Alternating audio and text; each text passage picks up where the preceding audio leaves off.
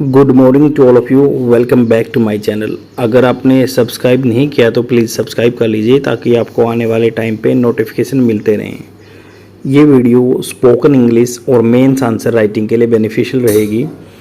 जो इस में से मैंने एक क्वेश्चन आंसर बनाया है, इसकी पीडीएफ आपको मेरे वीडियो के डिस्क्रिप्शन में मिल जाएगी।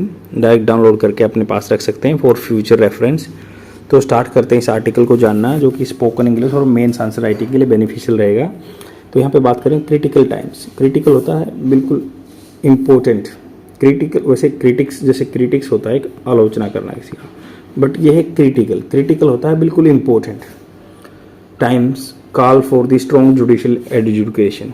तो कॉल क्या मतलब है, बोलते ना it is high time, it is critical time for the call for मतलब पुकार कर रहा है कि स्ट्रॉन्ग जुडिशियल जो न्यायिक एजुकेशन फैसला होना चाहिए।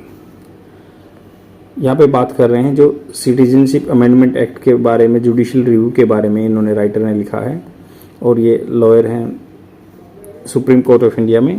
इन्होंने बहुत सारी बातें लिखी हैं, बहुत सारे जो केसेस का रेफरेंस दिया है।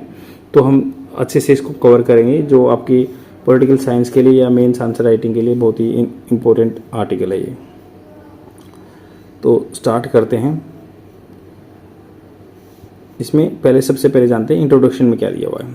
तो यहाँ पे दिया हुआ है, इंट्रोड्यूस किया हुआ है कि supreme Court of India will soon consider the constitutionality of the citizenship amendment act. आपको पता है 2019 में सिटीजनशिप अमेंडमेंट एक्ट आया था, जिसमें 5 कम्युनिटी के जो आदमी हैं, हिंदू, सिख, जैन, पारसी, बुद्धिस्ट एंड ये जो कम्युनिटी के आदमी हैं, 5 कम्युनिटी के आदमी जो अफगानिस्तान, बांग्लादेश एंड पाकिस्तान से इंडिया में आ सकते हैं।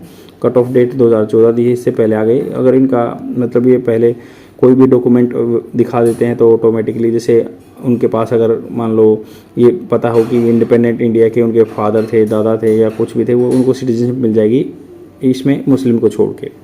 तो यहाँ पे बहुत बात कर रहे हैं Supreme Court of India will soon consider the constitutionality. तो यहाँ पे वैधानिकता चेक करेगा सिटीजनशिप अमेंडमेंट एक्ट की and its rule. CA rules have raise concern. उन्होंने चिंता जताई है अबाउट द फेट, भाग्य, क्या किस्मत रहेगी ऑफ एप्लीकेंट्स, जो एप्लीकेंट्स हैं, एप्लीकेशन डाली है उन्होंने, whose request for citizenship are rejected, जिनकी रिक्वेस्ट की है सिटीजनशिप के लिए वो रिजेक्टेड हो जाएगी, and the possibility of dual citizenship for foreign applicants. तो ये संभावना डाल देंगे कि ड्यूअल सिटीजनशिप हो जाएगी फॉरेन एप्लीकेंट्स के लिए, क्योंकि उन्होंने पहले रिनाउंस नहीं की है बांग्लादेश की या इनकी, और फिर वो इंडिया में भी एप्लीकेंट्स वो सिटीजनशिप बन जाएंगे। तो ये 2 इशू हैं।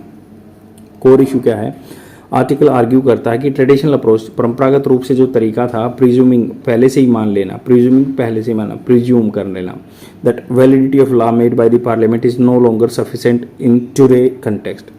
तो आज के कंटेक्स्ट में पहले क्या होता था, पार्लियामेंट के द्वारा जो लॉ पास कर दिया उसको वैलिडिटी मान लेते थे, बट प्रिज्यूमिंग पहले से ही मान लेना, validity of law made by parliament is no longer sufficient, ये पर्याप्त नहीं है इन टुडेज कंटेक्स्ट, आज के संदर्भ में। और पॉपुलिस्ट रेजिम, पॉपुलिस्ट रेजिम का मतलब होता है कि आदमी को प्लीज करना, आदमियों में पॉपुलैरिटी फैलाने के लिए कुछ लॉ बना देते हैं। तो पॉपुलिस्ट रेजिम चल रही है, मतलब क्या होता है, सरकार चल रही है, that often pass motivated and targeted legislation, जो कि पास करते हैं मोटिवेटेड किसी पिछले मोटो से या टारगेटेड लेजिस्लेशन।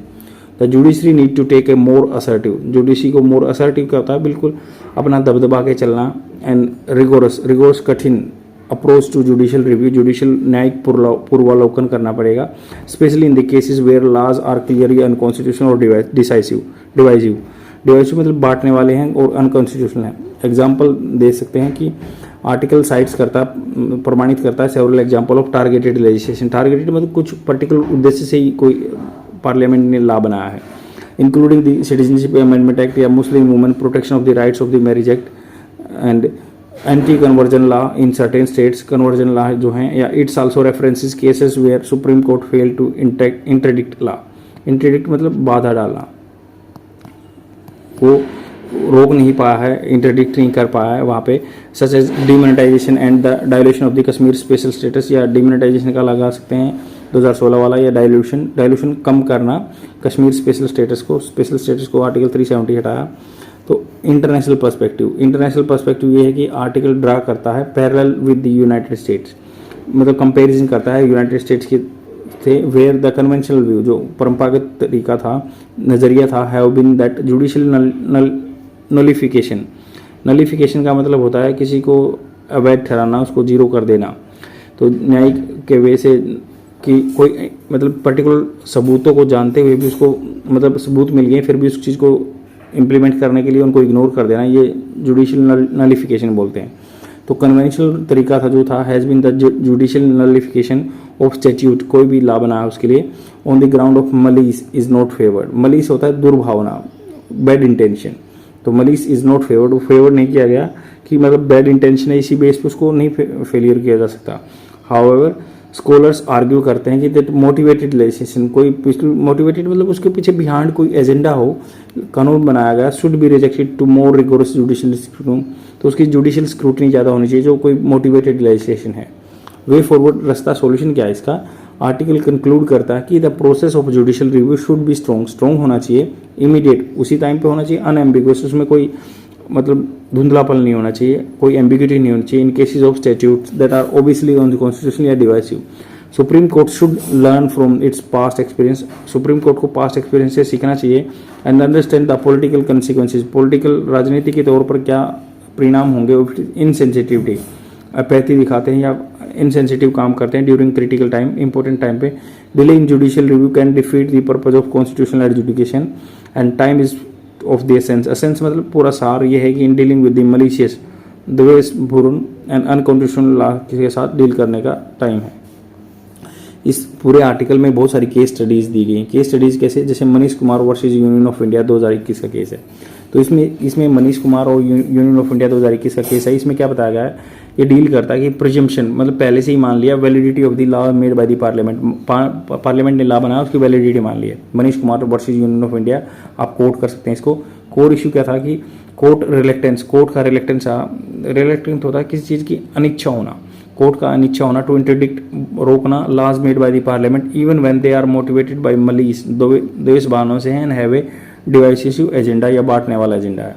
वे फॉरवर्ड क्या है, court should be more proactive होना चाहिए, reviewing that law is on constitution divisive rather than the relying of the presumption of validity, validity का प्रिजम्पशन नहीं मानना चाहिए। तो Manish Kumar versus union of India 2021 का केस है। सेम ऐसे ही Gurudev Datta VK/SSS Maharaj and others and state of Maharashtra, तो Gurudev Datta and state of Maharashtra का केस है। इसमें case deals with the limits of judicial review in case of legislative malice. तो ये केस ऐसा था कि भी डील करता था जो लिमिट लगाई है ना जुडिशियल रिव्यू में, अगर कोई द्वेष भावना से लेजिस्लेटिव बनाया तो उसमें लिमिट थी, उसी पे है। तो कोर इशू है इनएबिलिटी, अयोग्यता of attribute malice to legislative process and legislative process जो है उसकी इनेबिलिटी दिखाता है, योग्यता दिखाता है। कोर्ट की इनेबिलिटी मलीस दोबारा reluctance to interdict law that is motivated by malice, जो द्वेष भावना से कोई कानून बनाया गया है तो उसको कोर्ट की इनेबिलिटी को दिखाता है। ये केस है Gurudev Datta versus state of Maharashtra, ये 2001 का केस है। तो Manish versus state of union of India 2021 का, ये गुरुदेव दत्ता का केस है। अब सेम ऐसे ही मलीस को देखना चाहिए कि more willing to review law motivated by malice and interdict करना चाहिए, बाधा डालनी चाहिए। Same Vivek Narayan Sharma versus of India 2023 के केस के, तो मनीष का 2021 का, ये विवेक नारायण शर्मा का 2023 का, और ये हमने पहले जाना था गुरुदेव दत्ता का महाराष्ट्र का 2001 का केस है। इसमें बताया गया था demonetisation of currency notes in India, demonetisation Vivek Narayan Sharma और 2023 का केस है डिमोनेटाइजेशन के बारे में। कोर्ट का फेलियर है इंटरडिक्ट करना demonetisation policy and which had severe consequences of the economy and citizen पे ज़्यादा इंपैक्ट डाला था। सेम ऐसे ही इसका क्या है, प्रोएक्टिव अप्रोच आना पड़ेगा इकोनॉमिक पॉलिसी को देख के, that have significant impact on citizen and will be interdict when necessary. Article 370 constitution of India 2023 का केस है। ये कश्मीर के स्पेशल स्टेटस के बारे में था। और Jaya Thakur versus of India 2024 का केस है। ये डील करता है अपॉइंटमेंट ऑफ इलेक्शन कमिश्नर। तो जया ठाकुर केस 2024 का appointment of the election commissioner, ये कोर्ट फेल हो गए यहाँ पे इंटरवेन करने में। Appointment of the election commissioner which are motivated by desire of manipulate the electoral process को हटाना चाहता।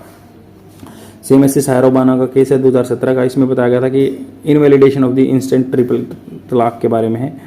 तो Anoop Barnwal and versus union of India 2023 का केस है। इसमें बताया गया था कि appointment of the election commissioners जो एडिशनल कमिश्नर्स अपॉइंटमेंट होते हैं, इसमें बताया गया था कि कोर्ट का फेलियर हो गया यहाँ पे prevent the passage of the law that revived by the prime minister committee के द्वारा for appointment election commissioner which was motivated a desire to manipulate the electoral process.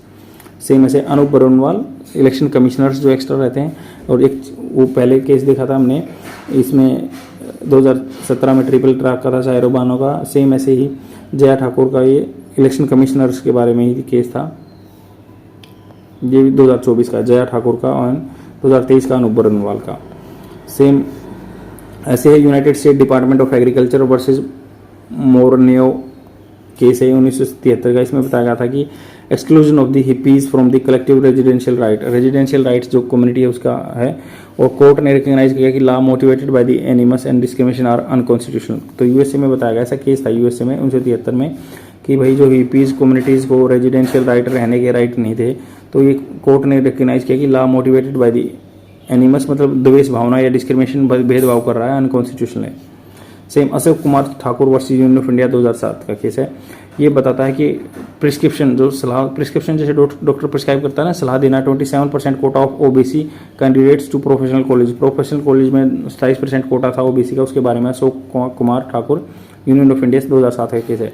Court की विलिंगनेस थी to interdict a law that was motivated by desire of benefit specific community, कोई एक specific community को देना चाहते थे benefit, तो इसलिए कोर्ट ने इंटरवेन किया था यहाँ पे। तो Rakesh Vaishnav versus union of India 2021 का केस है। राकेश वैष्णव, इसमें क्या गया 3 कंटेंशियस फार्म लॉ जो थे उनके राकेश वैष्णव के नाम से 2021 में, यहाँ पे भी कोर्ट ने इशू यह था कि कोर्ट विलिंगनेस थी to interdict the farm law which were motivated by desire of benefit specific interest, कुछ स्पेसिफिक इंटरेस्ट को बेनिफिट देना चाहते थे, इसलिए कोर्ट ने इंटरवेन किया, उनको अनकॉन्स्टिट्यूशनल ठहरा दिया। तो आप देख सकते हैं पूरा आर्टिकल ये है, सिटीजनशिप अमेंडमेंट एक्ट का रिव्यू के बारे में है, बहुत सारे केसेस का डिस्कशन किया गया है, आप इनको कोट कर सकते हैं। जैसे 3 फार्म लॉ के बारे में Rakesh Vaishnav versus union of India, court ने इंटरवीन किया था यहाँ पे कि भाई किसी पर्टिकुलर कम्युनिटी को फायदा देना चाहते थे, बिजनेस कम्युनिटी को, इसलिए वहाँ पे डिसीजन सुनाया।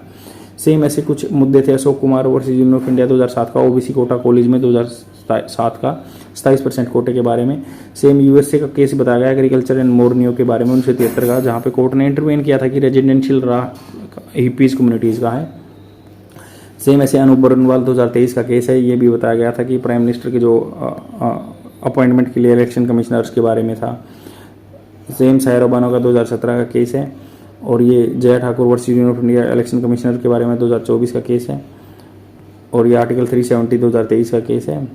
और Vivek Narayan union of India case जो है डिमोनेटाइजेशन के बारे में, विवेक नारायण एंड गुरुदेव दत्ता का महाराष्ट्र केस है,